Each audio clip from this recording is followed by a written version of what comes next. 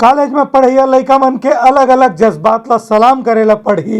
इस सिलसिला में कोरबा के कॉलेज के राष्ट्रीय सेवा योजना के छात्र मन सरकारी अस्पताल के करीन हवे साफ सफाई, संगे संग मतदाता मन ला घलो जागरूक करीन हवे कि अपन मत के सही उपयोग और इस्तेमाल करे गई के।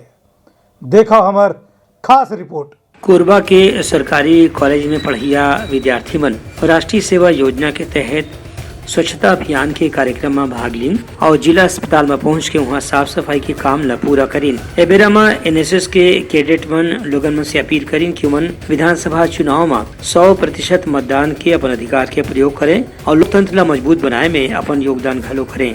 एनएसएस के छात्र मन के कहना रही से कि मतदाता मन जब तक के चुनाव में बढ़ चढ़ के पूरा उत्साह के साथ में भाग नहीं ले तब तक के लोकतंत्र के उद्देश्य पूरा नहीं होने वाला है और न ही विधायक, सांसद या जन प्रतिनिधि मन जनता के हित में काम करे बर तैयार हुए ही। एक स्थिति मतदाता मन ला भी अपन अधिकार के प्रति जिम्मेदार और जागरूक होए के जरूरत है। हम लोग अभी स्वच्छता अभियान के तहत यहाँ जो 100 बेड हॉस्पिटल है, यहाँ जितने भी थोड़ा बहुत भी जो भी कचरा है उस सब को हम लोग इकट्ठा करने के लिए आए।